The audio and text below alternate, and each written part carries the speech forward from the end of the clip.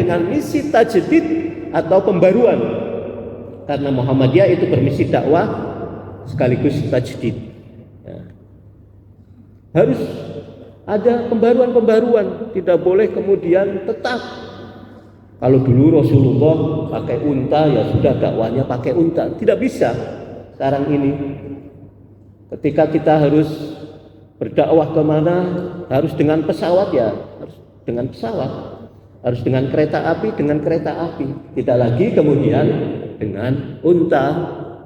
Dengan unta tidak boleh lagi seperti itu. Kita harus ada transformasi, perubahan-perubahan, tajdid yang kemudian insya Allah bisa terus senantiasa maju sesuai dengan kemajuan zaman. Jangan sampai kita menolak kemajuan zaman. Gak boleh YouTube nanti ria.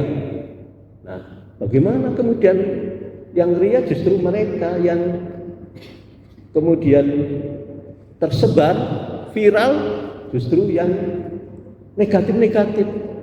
Nah, bagaimana kemudian mereka yang ingin kebaikan tapi tidak bisa ada di media sosial. Nah, kemudian pemahaman amar ma'ruf nahi mungkar harus terkoneksi dengan risalah Islam berkemajuan agar tidak sempit wawasan dan tidak hitam putih. Nah, ini yang penting Bapak Ibu. Kadang mohon maaf kita sering mendapatkan share-sharean yang hitam putih, share-sharean yang kemudian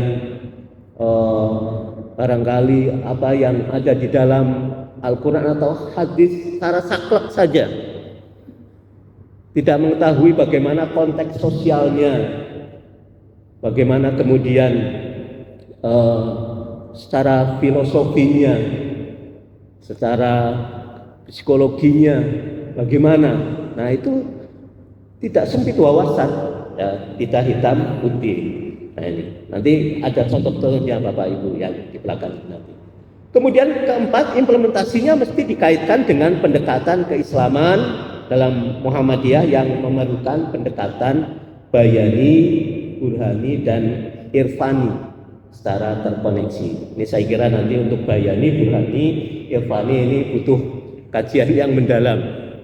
Ya, tapi secara mudahnya bagaimana kemudian kalau bayani ya yang teks-teks saja di dalam Al-Quran, kemudian burhani nanti bagaimana konteksnya. Jadi tidak hanya teks Al-Quran, kita membaca Al-Quran itu kemudian diterjemahkan letterlek kemudian kita lakukan, tidak, tapi ada bahasa konteksnya, bagaimana sosiologinya, bagaimana kemudian pemahaman masyarakat pada waktu itu diterapkan pada zaman sekarang, dan kemudian pada pendekatan irfani, filosofinya bagaimana, makna yang lebih mendalamnya bagaimana. Nah, ini menjadi penting Bapak Ibu. Kemudian yang kelima adalah penerapan dakwah amar ma'ruf nahi mungkar juga niscaya dikaitkan dengan pendekatan yang diperintahkan Allah secara bil hikmah, mau'izatul hasanah, dan bermujadalah secara baik. Ini disindir kita oleh seorang pakar Bapak Ibu, ya.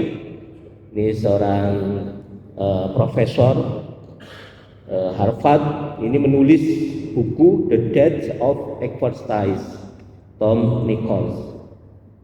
Matinya kepakaran.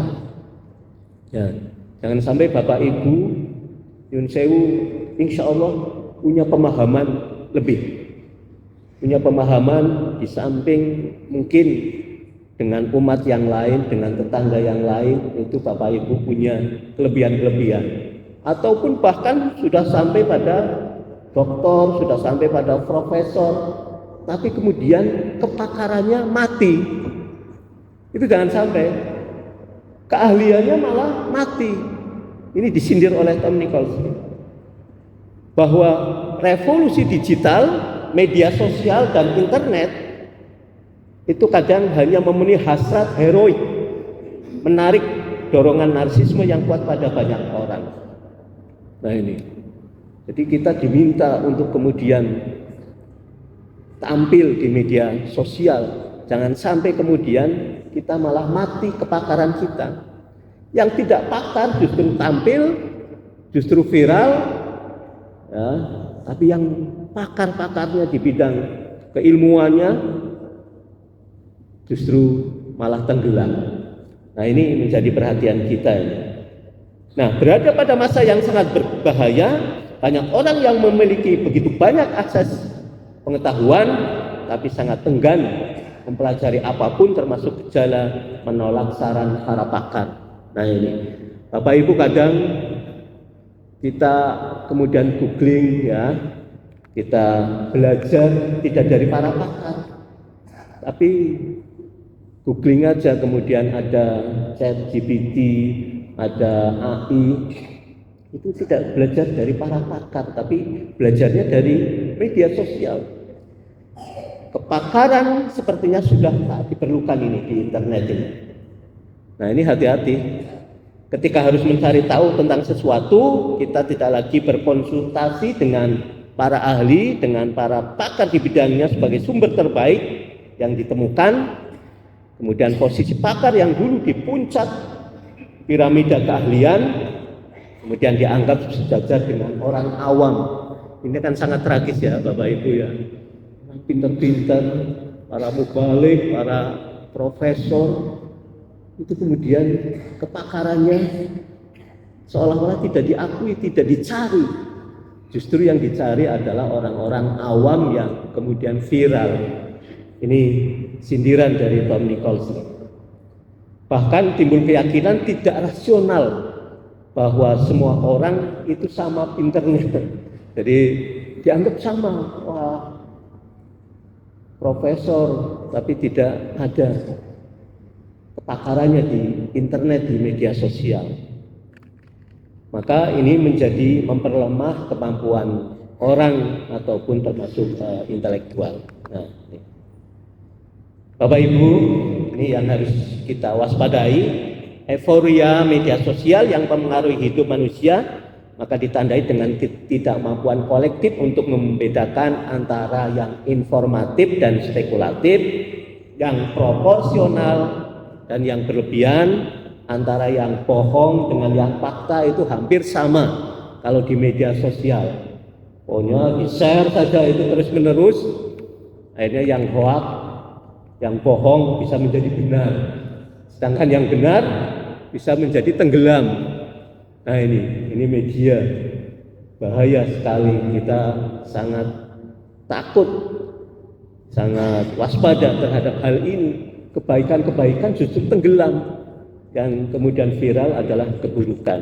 Ini nanti ada contohnya ini. Nah, ini. Bagi contoh ini, kemarin kita menolak miras ya. MUI, NU, Muhammadiyah sepakat ini menolak miras di daerah istimewa Yogyakarta yang penjualannya mohon maaf menjamur di masyarakat, menjamur di toko-toko. Bahkan mohon maaf Bapak Ibu, mereka itu yang menjual ini kalau Jumat itu tutup.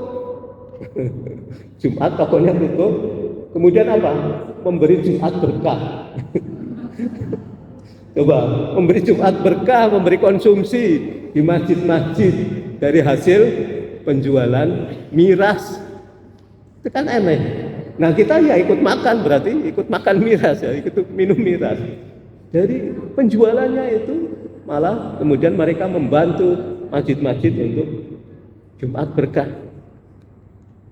Ini menjadi bahaya, akhirnya yang seolah-olah mereka malah mendapatkan kebaikan. Ini. Nah ini pernyataan sikap. Maka dakwah juga tidak boleh sendirian sekarang Bapak Ibu. Harus ada sinergi, ada kerjasama untuk menolak sesuatu yang madorot. Itu kalau tidak bisa sendiri harus kolaborasi. Demikian juga mungkin Bapak Ibu kalau berdakwah tidak bisa sendirian, harus kemudian berkolaborasi, bersinergi dengan ormas yang lain, dengan MUI, dengan NU dan lainnya. Kemarin kemudian alhamdulillah ini ke Polda juga. Yang pengambil kebijakan, ya, harus kemudian bagaimana aparat kalau memang tidak bisa sesuai aturan, sesuai regulasinya, ya harus ditutup, jangan dibiarkan. Kalau keliru, sesuai regulasinya tidak benar, harusnya itu ditutup. Jangan sampai kemudian aparat membiarkan, atau jangan sampai kita yang sebenarnya tidak punya kewenangan untuk menutup, tapi ternyata karena tidak ada kepedulian dari aparat sehingga kita berlaku main hakim sendiri, kita main sendiri, tidak boleh. Nah ini kita kemudian melakukan upaya-upaya dengan aparat penegak hukum ini. Kemarin